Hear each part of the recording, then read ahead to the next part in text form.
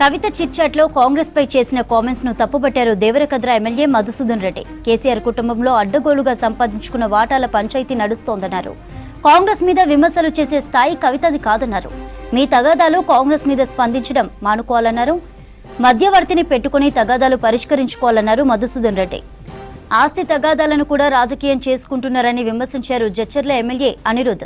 BJP BRS ఒక్కటేనని కవిత కొత్తగా చెప్పాల్సిన అవసరం లేదన్నారు జడ్చర్ల ఎమ్మెల్యే అనిరుద్. గత ఎన్నికల్లోనే రెండు పార్టీలు ఒకటేనని రుజువైందన్నారు. ఆస్తుల కోసమా లేక పదవి కోసమో సొంత కుటుంబం పైన కొట్లాడే వాళ్ళు ప్రజలకేం సందేశం ఇస్తారని ప్రశ్నించారు ఎమ్మెల్యే. ఆస్తుల పంపకాలలో గొడవలు మొదలై, ఎందుకంటే అధికారాన్ని అడ్డం పెట్టుకొని అడ్డగోలుగా సంపాదించిన పైసల్ని ఏ విధంగా పంచుకోవాలనో అనే ఇదిలో వాళ్ళు తగాదాలు పెట్టుకొని ఈరోజు తీసుకొచ్చేసి మా మీద రుద్దే ప్రయత్నం చేస్తూ ఉన్నారు. కాంగ్రెస్ పార్టీ గురించి మీకు మాట్లాడే అర్హత లేదు. కాంగ్రెస్ పార్టీని విమర్శించే స్థాయి కూడా మీది కాదు.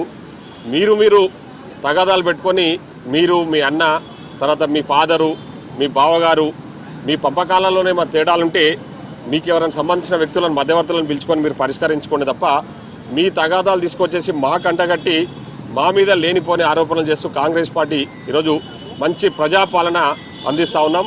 మా నాయకుడు శ్రీ రేవంత్ రెడ్డి గారి నాయకత్వంలో ఎక్కడ కూడా అవినీతికి తావు లేకుండా పారదర్శకంగా పాలన అందిస్తూ ప్రజలకు ఇచ్చిన హామీలను నెరవేరుస్తూ మేము ముందుకు పోతా ఉన్నాం. కాబట్టి మీ సమస్యలను తీసుకొచ్చేసి మీ ఇంటి తగాదాలు, మీ ఆస్తి తగాదాలను తీసుకొచ్చి మా మీద రుద్దడం ఏమాత్రం సమంజసం కాదు. కాంగ్రెస్ పార్టీ ఎప్పటికి కూడా మునిగిపోయిన నవ్వ కాదు. కాంగ్రెస్ పార్టీ గురించి మీకు అందరికీ తెలిసిన విషయమే. 140 సంవత్సరాల చరిత్ర గల కాంగ్రెస్ పార్టీ ఈరోజు భారతదేశం ఈరోజు ఇంత సుభిక్షంగా ఉందంటే దానికి కారణం కాంగ్రెస్ పార్టీ అన్న విషయం. భారతదేశంలో ఉన్న ఎన్నో సంక్షేమ పథకాలు ఈరోజు ఇంత బ్రహ్మాండంగా అమలవుతున్నట్టే దానికి కాంగ్రెస్ పార్టీ కారణం. ఈరోజు భారతదేశం ప్రపంచ దేశాలతో పోటీ పడుతూ ఉంది అన్ని రకాలలో, అంటే దానికి కాంగ్రెస్ పార్టీ కారణం అని చెప్పేసి సందర్భంగా తెలియజేస్తూ మరొకసారి కవిత గారు మీ ఇంటి తగాదాలు, మీ ఆస్తి తగాదాలను మాకు తెచ్చి అంటగట్టే ప్రయత్నం చేయొద్దని హెచ్చరిస్తాను. బీఆర్ఎస్ బీజేపీ ఒకటే అని చెప్పి కవిత గారు చెప్పడం జరిగింది. అది కొత్తగా ఏంది చెప్పేది నాకు అర్థం కాలేదు. మొన్న ఎంపీ ఎలక్షన్స్లోనే మీరు చూస్తారు, బీఆర్ఎస్ అంతా సపోర్ట్ చేసినానికే బీజేపీ వాళ్ళు ఎంపీగా గెలిచారు. అది అందరికి తెలుసు, దాని గురించి కొత్తగా అనేది ఏం లేదు. ఈరోజు రాజకీయాలు ఎంత నీచంగా దిగజారిపోయినాయి అంటే ఒక కూతురు తండ్రి పైన.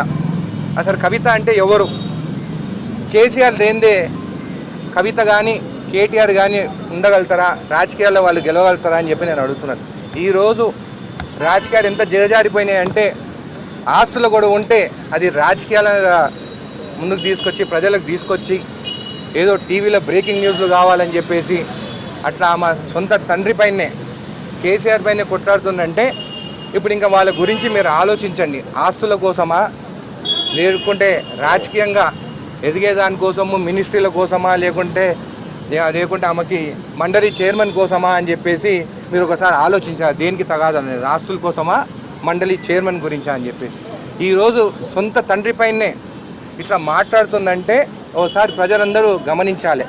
ఆస్తుల కోసము, అధికారం కోసము సొంత వాళ్ళపైన కొట్లాడేటోళ్ళు ప్రజలకి ఏం న్యాయం చేస్తారని చెప్పి కూడా మీరు ఒకసారి ఆలోచించాలి.